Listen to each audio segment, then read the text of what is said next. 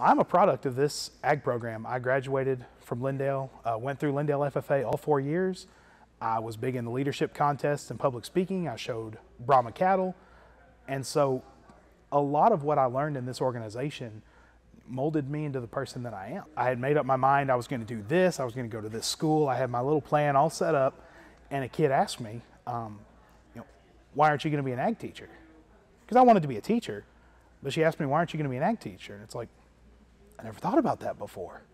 Like, it hit me like a ton of bricks.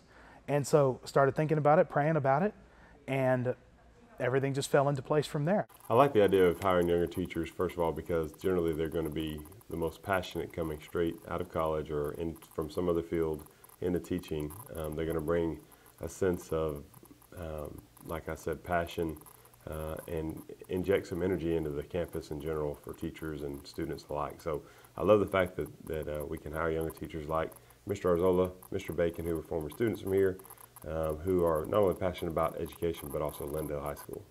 Getting the Spanish language, whether it be verbs or vocab, just across to them as easy as possible. And I know that a lot of that falls on me, getting them engaged, not making it boring for them, trying to do my part in